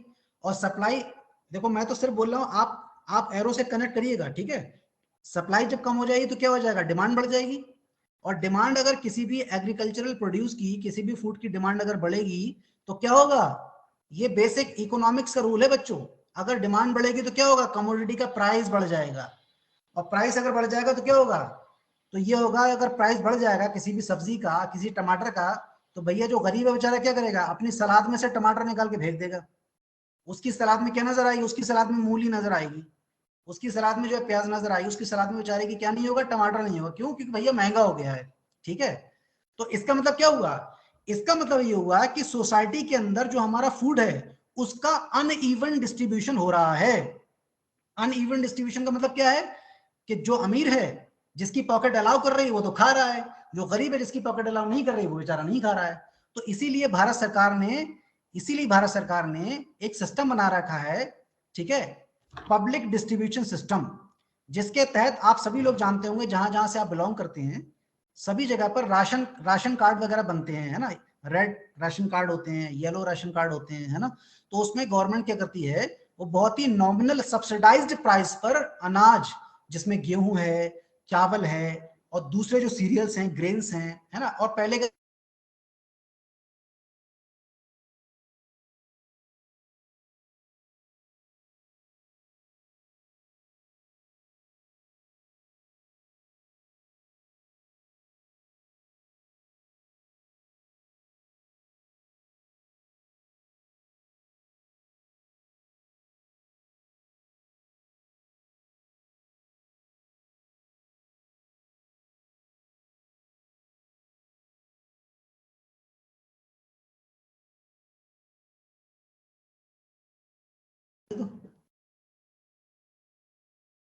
या नेट में तो एक मिनट देखो मेरी आवाज आ रही है? Hello,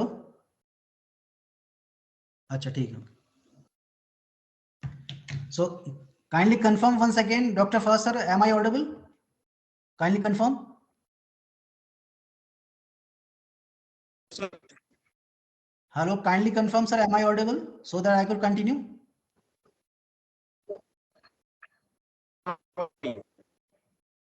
Your voice is breaking actually. I'm not getting what you're saying, sir.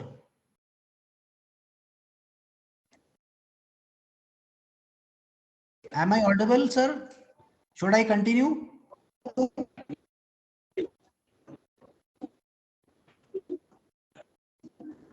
Should I continue, sir?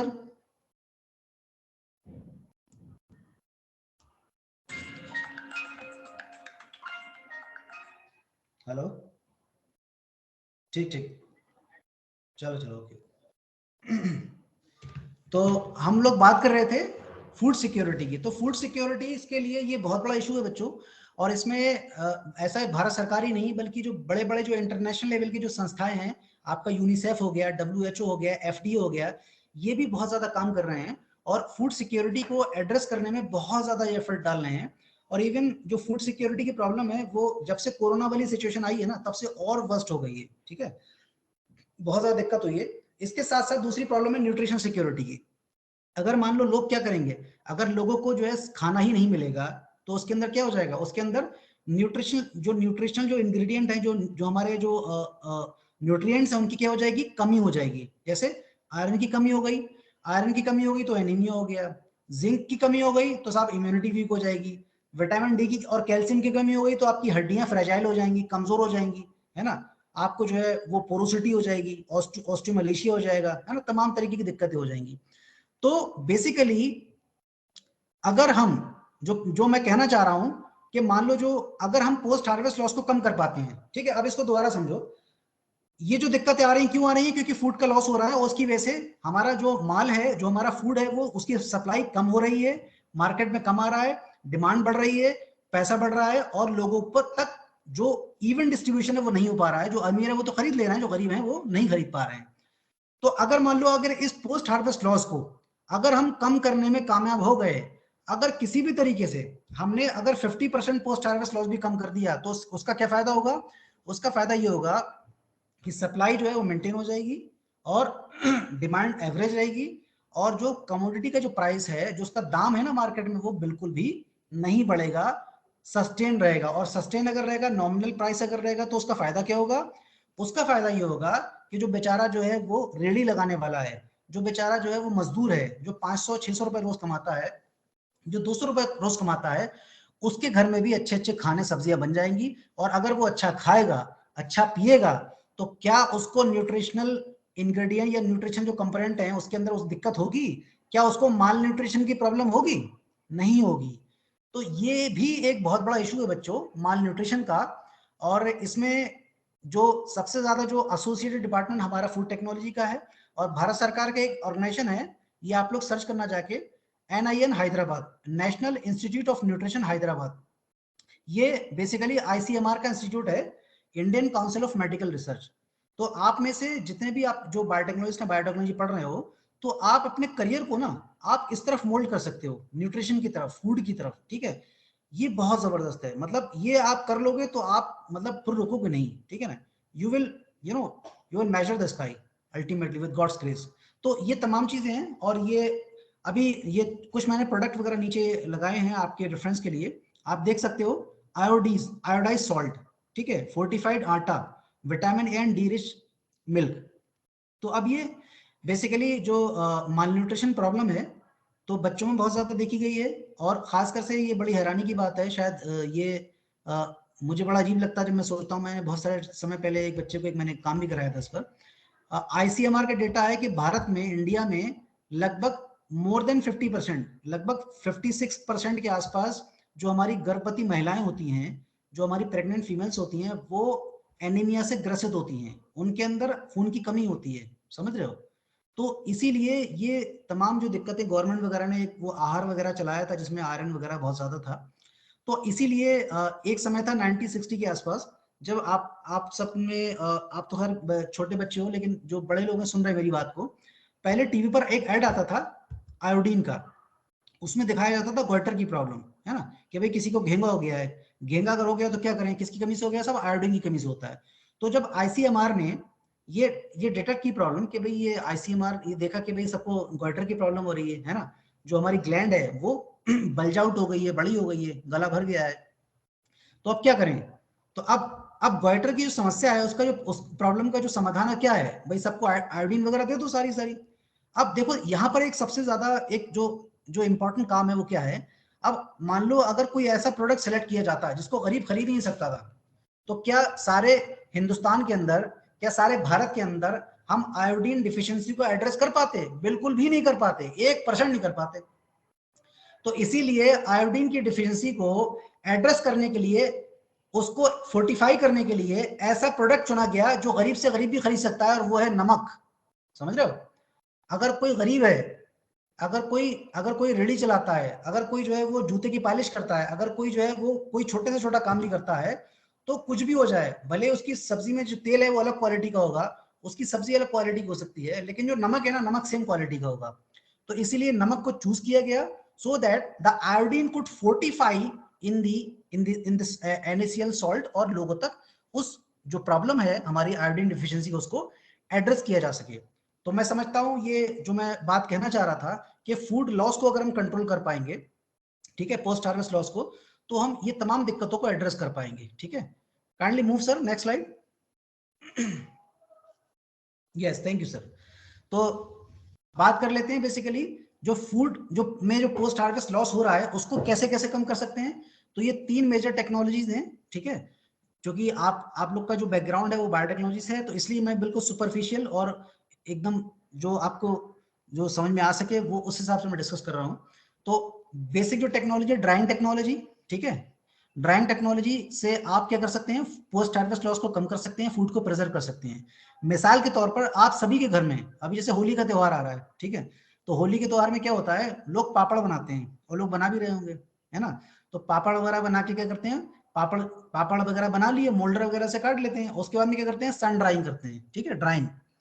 तो this is the drawing technology. तो बेसिकली जो ड्राइंग टेक्नोलॉजी है जो वो बेस्ड है मॉइस्चर कंटेंट के एवेपोरेशन पर, क्योंकि वो कहते हैं ना कि वो एक कहावत है कि जो ना नॉमन तेल होगा ना राधा नाचेगी, ठीक है। तो यहाँ पर जो काम खराब कर रहा है ना फूड के स्पॉइलिंग में, फूड के डिसइंटीग्रेशन में, जो सबसे बड़ा रोल है वो है मॉइस्चर कंटेंट का। मॉइस्चर कंटेंट को निकाल के बाहर फेंक दो, तो जो फूड है आपका वो प्रिजर्व रह जाएगा, वो खराब ही नहीं होगा। तो ड्राइंग टेक्नोलॉजी में ही होता है, जो मॉइस्चर कंटेंट है उसको उड़ा देते हैं, वाटर एक्टिविटी कम हो जाती है और हमारा फूड प्रिजर्व रह जाता है।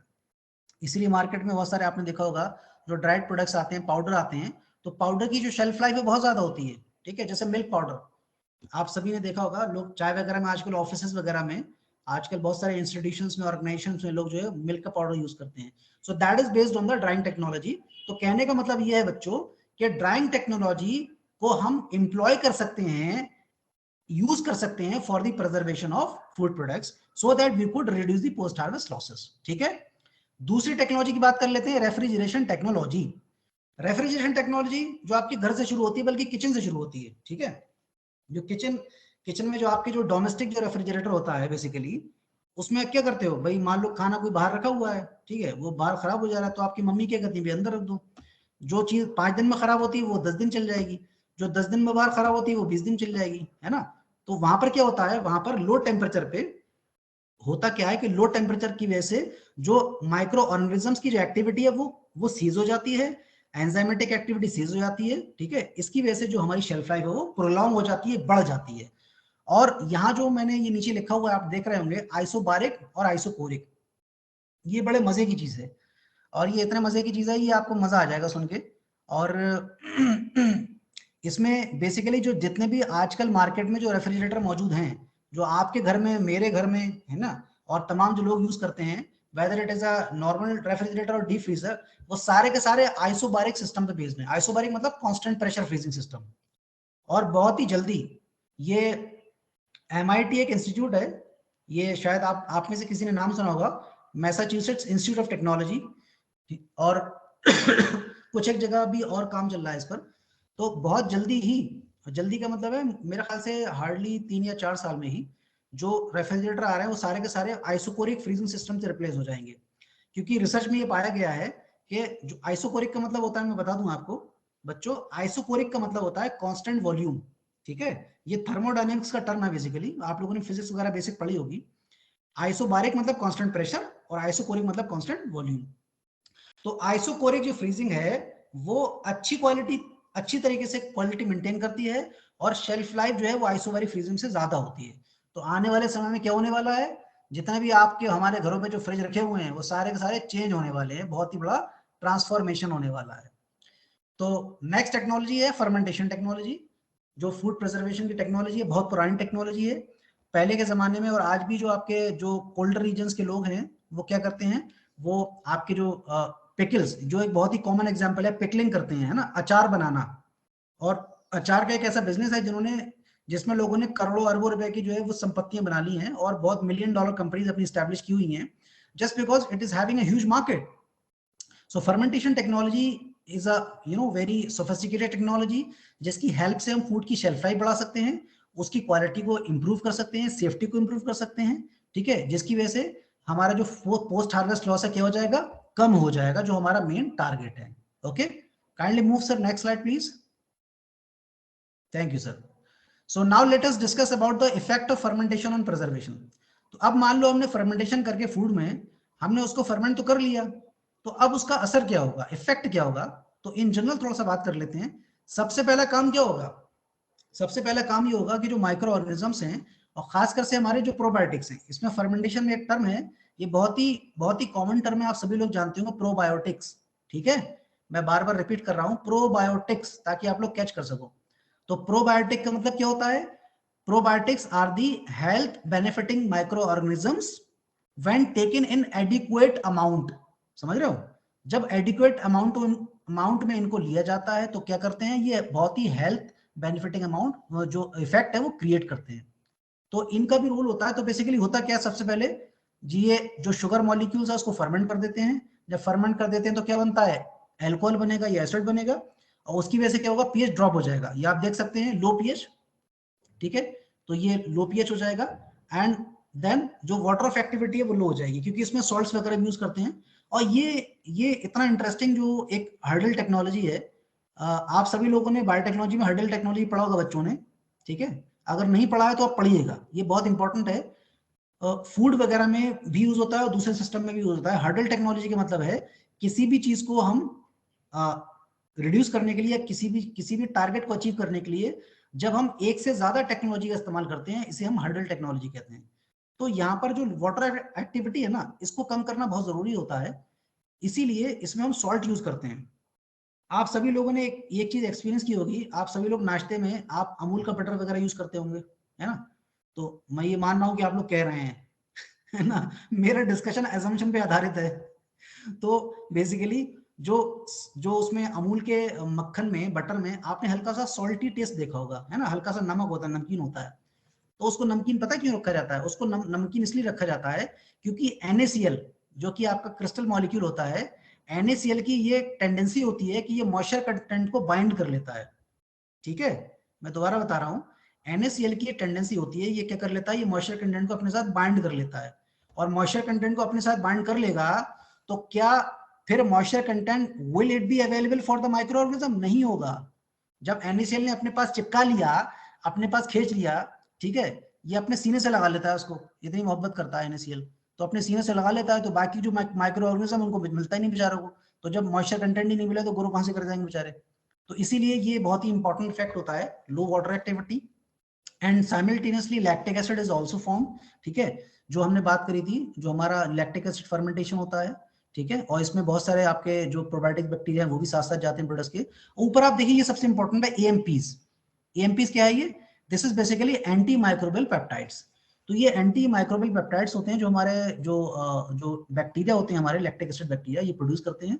ये बेसिकली एंटी माइक्रोबियल पेप्टाइड्स हमारे ऑलिगोपेप्टाइड्स होते हैं, ये हमारे क्या करते हैं, ये हमारे जो दूसरे जो पैथोजेनिक माइक्रो ऑर्गेनिजम्स हैं उनको ग्रो नहीं करने देते, उनको कॉम्पिटिटिव इनहिबिशन देते हैं, उनको किल कर देते हैं, ठीक है।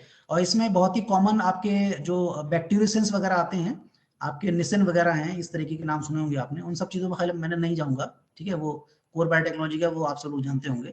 So this is that how this fermentation affect the preservation. तो इस तरीके से क्या होता है, माइक्रो ऑर्गेनिज्म ग्रो नहीं करते हैं, पीएच लो हो जाता है। अच्छा हाँ, ये एक बहुत ही इंपॉर्टेंट बात, जितने भी आपके पैथोजेनिक बैक्टीरिया होते हैं, ठीक है, ये बात ध्यान से सुना, बहुत ही इंपॉर्टेंट तथ्य बता रहा हूँ, ठीक है, और सुन के मजा आ जाए और मजा ना आए तो पैसे वापस।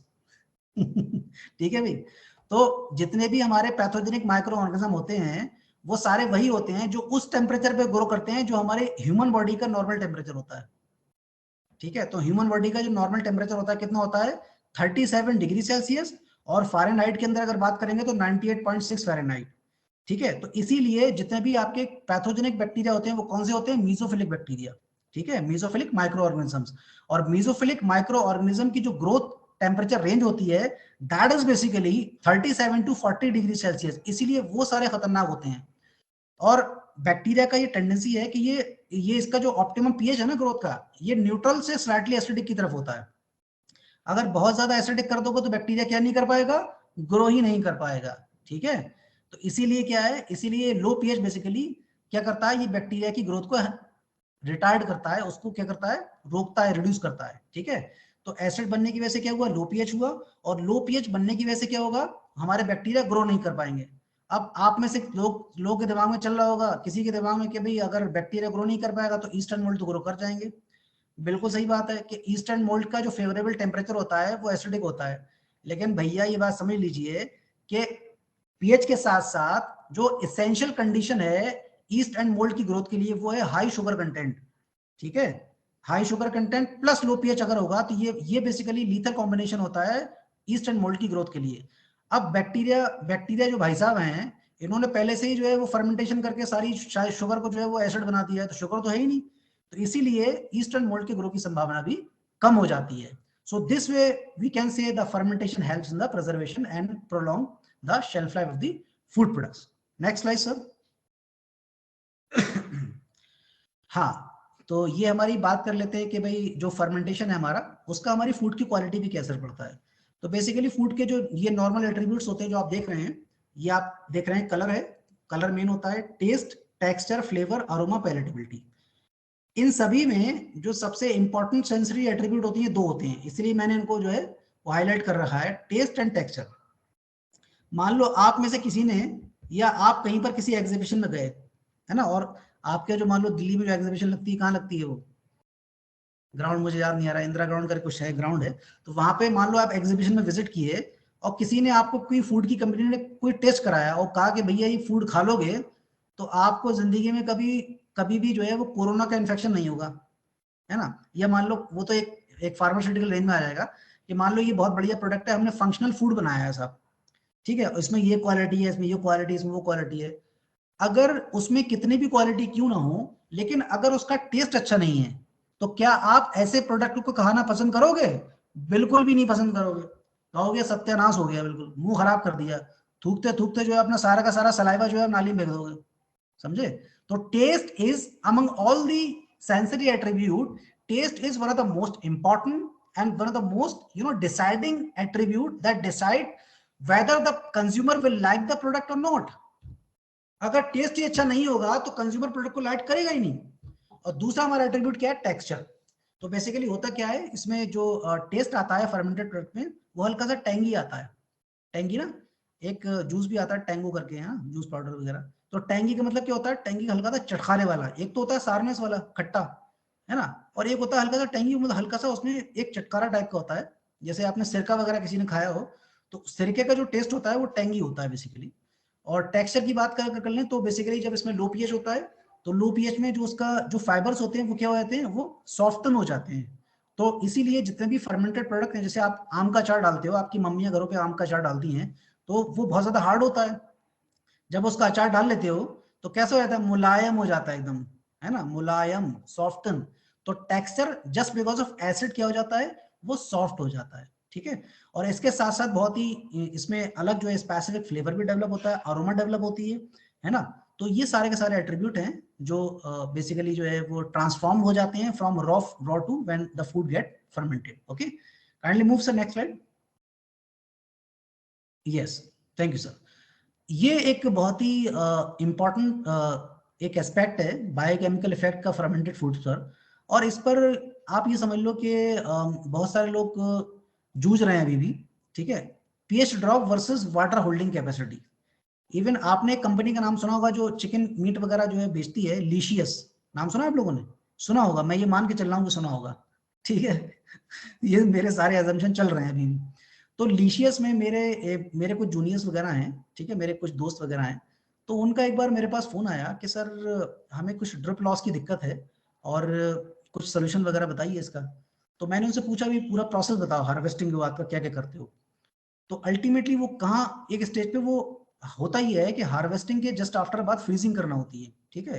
ये बात आप याद रखो फूड के केस में, और particularly in case of animal products, harvesting के बाद में अगर तुरंत फ्रीजिंग नहीं करी तो ड्रिप लॉस इतना होगा, क्योंकि होता क्या है, जैसे ही पीएच ड्रॉप करता है हार्वेस्टिंग के बाद में, उसकी वजह से जो प्रोटीन है ना, प्रोटीन मॉलिक्यूल मॉइस्चर कंटेंट को अपने सीने से लगाया होता है हार्वेस्टिंग से पहले, ठीक है, बिल्कुल एकदम चिपका हुआ एकदम, है ना। मतलब तेरे बिना मैं ना रहूं और मेरे बिना तू, ये वाली मोहब्बत होती है दोनों में, प्रोटीन में और मॉइस्चर कंटेंट में। जैसे ही एनिमल की स्लॉटरिंग होती है, वैसे ही क्या होता है, वैसे ही एनएरोबिक रेस्पिरेशन की वजह से पीएच ड्रॉप करता है, और जैसे ही पीएच ड्रॉप करता है वैसे ही, जो पीएच ड्रॉप का मतलब क्या है, पीएच ड्रॉप का मतलब है कि H प्लस आयन की कंसेंट्रेशन बढ़ गई। समझो बच्चों, बहुत इंपॉर्टेंट बहुत इंटरेस्टिंग चीज है। पीएच ड्रॉप का मतलब क्या है, H प्लस आयन की कंसेंट्रेशन बढ़ गई, और वो H प्लस आयन किसका काम करता है, वो H प्लस आयन जो है वो प्रोटीन और मॉइस्चर कंटेंट के बीच में विलन का काम करता है, अमरीश पुरी का काम करता है, समझ रहे हो, विलन का काम करता है, और प्रोटीन और मॉइस्चर कंटेंट के बीच का जो संबंध है, उनकी मोहब्बत का धागा जो है उसको तोड़ देता है, और सारा का सारा वाटर जो है बाहर आ जाता है, इसे हम कहते हैं ड्रिप लॉस। और यही होता है हर फर्मेंटेड प्रोडक्ट के अंदर।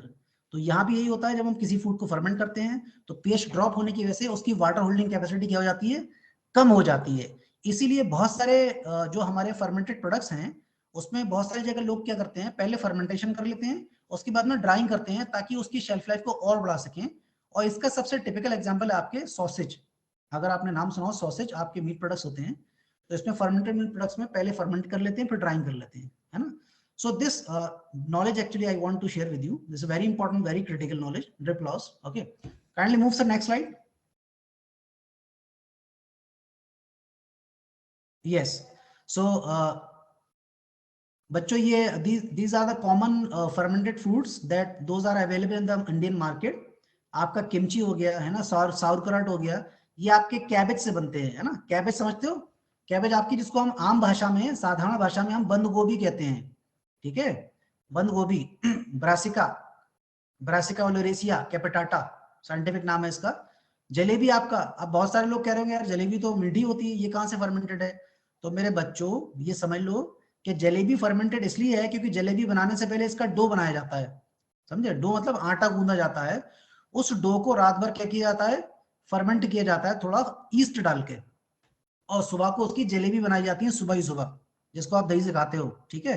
सो that is why it's also very critical, very important example of fermented products in Indian market. और बटर मिल्क, जिसको हम मठा कहते हैं, बहुत सारे लोग छाछ कहते हैं, it is also fermented product. और नीचे आप देख सकते हो आपकी ब्रेड हो गई, this bread, okay, it is also a fermented product, ठीक है। रस्क हो गए, तो अब आपके दिमाग में, खासकर से बच्चों के दिमाग में चल रहा होगा यार रस्क भी मीठा होता है, ब्रेड भी मीठी होती है, फर्मेंटेड कहाँ से हो गया। तो इसमें भी वही कंसेप्ट लागू होता है जो जलेबी में होता है, ठीक है। इन दोनों का जब डो बनाया जाता है तो उसको ईस्ट डाल के 12 से 24 घंटे के लिए फर्मेंट किया जाता है, ठीक है, जिसे फर्मेंटेशन इंक्यूबेशन कहते हैं। उसके बाद में इसको कुक किया जाता है। और याकुल्ट जो मैंने पहले ही बताया है, कर्ड हो गया आपका, इडली। इडली पर एक बेस्ड एक मैं बहुत ही स्टोरी बताऊंगा आपको, लास्ट में बताऊंगा। ये बहुत ही इंपॉर्टेंट आपका साउथ इंडियन प्रोडक्ट है, इडली फर्मेंटेड प्रोडक्ट है, और इसका इतना बड़ा मार्केट है कि लोगों ने $1 मिलियन की कंपनी बना ली है, ठीक है। उसका एक एग्जाम्पल भी मैं आपके रेफरेंस के लिए ऐड किया है, so that will discuss in the next slides. Okay, kindly move to next slide. Yes, तो ये कुछ आपके जो मीट बेस्ड प्रोडक्ट्स हैं जो फर्मेंटेड हैं, फर्मेंटेड सॉसेज ये आप देख सकते हो, ठीक है। फर्मेंटेड सॉसेज, इसको सलामी कहते हैं बेसिकली। तो आमतौर पे क्या है ना हमारे भारत के अंदर, क्योंकि फूड की लाइकिंग्स बहुत ज्यादा इंपॉर्टेंट करती है, बहुत सारे फूड ऐसे हैं जो हमारे, आई एम सॉरी, थोड़ा पानी पी लेता हूँ।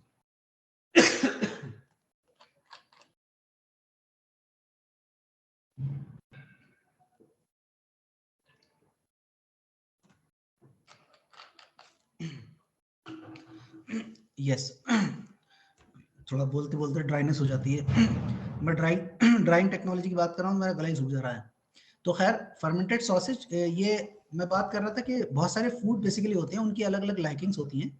बहुत सारे जैसे साउथ इंडियन फूड होते हैं जिनको हमारे हमारे नॉर्थ इंडियन पसंद नहीं किया जाता। हमारे नॉर्थ इंडिया के बहुत सारे ऐसे फूड होते हैं जिन्हें साउथ में पसंद नहीं किया जाता, है ना। क्योंकि साउथ वाले क्या करते हैं, वो साउथ वाले जो है वो आपका जो कुकिंग ऑयल है वहां पर कोकोनट ऑयल यूज करते हैं, और हमारे यहाँ कोकोनट ऑयल जो है वो सर में लगाते हैं, है ना। तो ये अपना अपना स्टाइल है। तो इसीलिए ये जो आप रेसिपीज देख रहे हो, फर्मेंटेड सॉसेज हो गया, फर्मेंटेड फिश सॉस हो गया, है ना, और आपका फर्मेंटेड एग हो गया, तो ये इसका जो लाइकिंग्स है, कंज्यूमर लाइकिंग्स, ये इंडिया में उतनी ज्यादा डेवलप नहीं हुई है। उम्मीद है कि बहुत जल्दी, हालांकि इनकी ग्रोथ रेट बहुत ज्यादा हाई है, लोग इसको ग्रो लाइक कर रहे हैं धीरे धीरे। जैसे कि पहले हमारे यहाँ ये चाउमीन वगैरह नहीं कोई खाता था, और मोमोज वगैरह का चलन नहीं था, लेकिन अब यहाँ स्टार्ट हो गया है। Okay, so through the course of time the people accept the product. Okay, so that is why there is a huge market. इसीलिए मैं कह रहा हूँ कि फर्मेंटेशन सिर्फ एक टेक्नोलॉजी नहीं है, ये बहुत ही बड़ा जो है एक वरदान है, समझ लो। और कैसा वरदान है वो आगे बताऊंगा आपको मैं। Next slide sir please.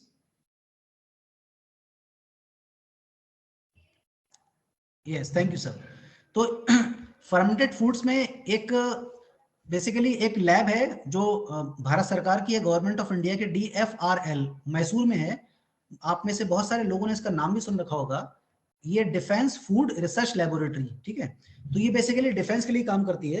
तो ये आप देख सकते हैं यहाँ पर इन्होंने ये shelf stable ready to eat idli बनाई है। इसके कई सारे वेरिएंट बनाए हैं, ठीक है। ये फर्मेंटेड प्रोडक्ट्स है बेसिकली। ओके, और ये आपके मिलेट ढोकला है, ठीक है। और ये आपकी एशगार्ड है, कुकुम्बर है। ये सारे के सारे प्रोडक्ट हैं, ये आपके सिर्फ डिस्प्ले के लिए दिखाए थे मैंने कि किस how much type of products they are making. Kindly move sir, next slide sir.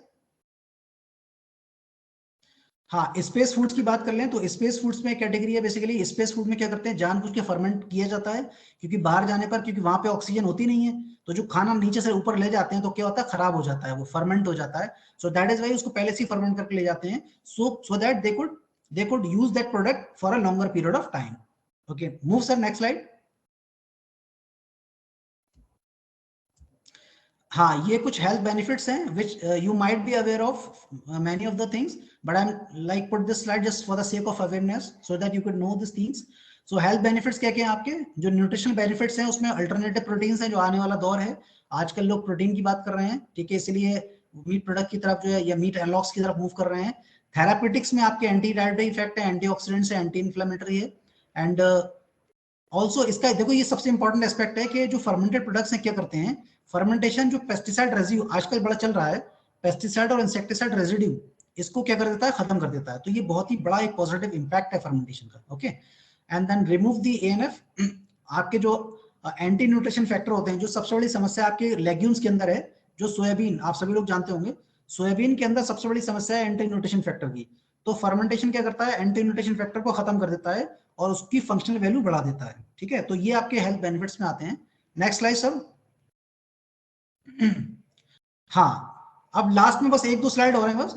अब ये तमाम जो डिस्कशन रहा, अब मान लो ये तमाम कहानी जो है मैं किसी एक बिजनेसमैन को अगर सुनाऊंगा, या मिसाल के तौर पे किसी बनिए को सुनाऊंगा, तो वो क्या कहेगा, क्या कहेगा, भाई साहब ऐसा है कि काम की बात करो, ये बताओ पैसा कैसे कमाया जाए, है ना। तो पैसा कैसे कमाया जाए, ये अब बात करते हैं, आपको बताते हैं एक एग्जाम्पल लेके। Next slide sir. तो आप देख सकते हैं कितना कितना जो है वो पोटेंशियल है फर्मेंटेड फूड्स की मार्केट में। ये आप देख सकते हैं अलग अलग कंट्रीज का, और उसमें टोटल जो ग्रोथ रेट है वो 4.7% है। मतलब आजकल देखो, इस बात से तो कोई इनकार नहीं कर सकता है, ठीक है, कोई भी इनकार नहीं कर सकता है कि right now people have become much much more aware, much more conscious about their health, and that is why they are opting, they are choosing the healthy products from the market. चाहे वो green tea की बात कर लो या functional food की बात कर लो, तो लोग बहुत कॉन्शियस हो गए हैं। और फर्मेंटेड फूड्स का सबसे बड़ा इंपैक्ट किस पर है, हेल्थ पर है। इसीलिए इसका जो पर ईयर जो इसका एनुअल जो ग्रोथ रेट है वो बढ़ रहा है, तो इसलिए अपॉर्चुनिटी बहुत ज्यादा है। Next slide sir. हाँ, तो ये मैं आपको एग्जांपल बताना चाह रहा था आप सभी लोगों के लिए, खासकर से जो आप बायोटेक्नोलॉजिस्ट हो, बायोटेक्नोलॉजी के स्टूडेंट हो। इडली का एक बहुत ही बड़ा वेंचर एस्टेब्लिश किया है, ये पीसी मुस्तफा साहब हैं केरला के। He is an IT professional, है ना, इनका जो फील्ड है, एक्सपर्टीज है, वो आईटी फील्ड से है, सीएस कंप्यूटर साइंस फील्ड से है। तो इन्होंने कब किया है? 2005 में। और इनके जो कंपनी का टर्नओवर है वो 500 करोड़ के आसपास है। देख सकते हैं 2022 का डेटा है, 500 करोड़ का टर्नओवर है इनका। और क्या करते हैं? ये रेडी टू कुक इडली बनाते हैं, जो फर्मेंटेड प्रोडक्ट होता है। तो ये सिर्फ एग्जांपल है आपको बताने के लिए कि बहुत दम है मार्केट में, लेकिन आपके अंदर दम होना चाहिए, ठीक है। तो अगर एक फर्मेंटेड, सिर्फ एक फर्मेंटेड प्रोडक्ट, अगर एक फर्मेंटेड प्रोडक्ट को टारगेट करके एक आईटी प्रोफेशनल का बंदा, ठीक है, that is the PC Mustafa, if he can build up his 500 crore venture जिसका एनुअल टर्नओवर 500 करोड़ है, तो आप क्यों नहीं कर सकते हैं? Why not you? ठीक है। तो these you can see the how much opportunities are there in the market. Kindly move to the next slide.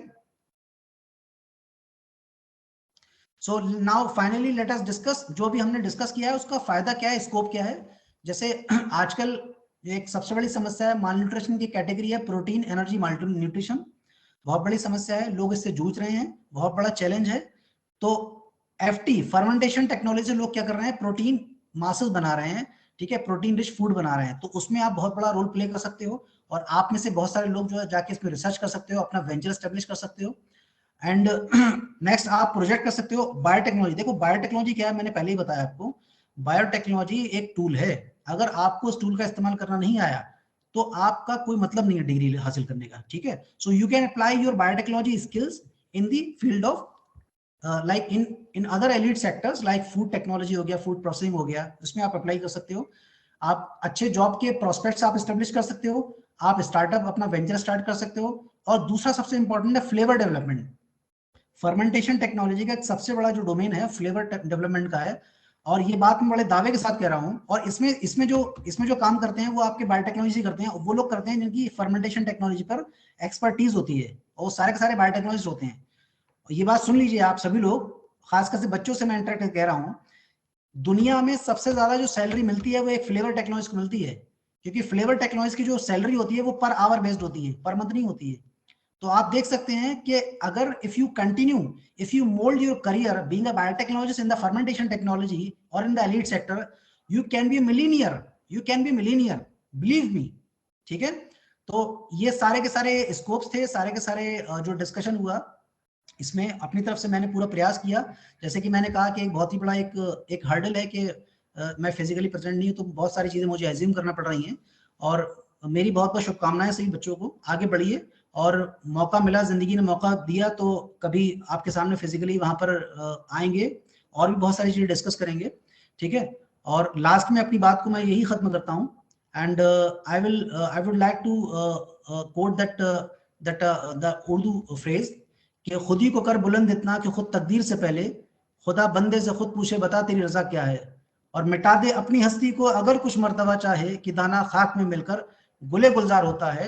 और लास्ट में रुक जाना नहीं यूं तू हार के, ये बच्चों से कह रहा हूं मैं, रुक जाना नहीं यूं तू हार के कि कांटों पे चल के मिलेंगे साए बहार के। Thank you so much sir, thank you very much, this that's it from my side. Thank you for sir. Next slide please move. Yes, thank you so much, sir. That's it from my side.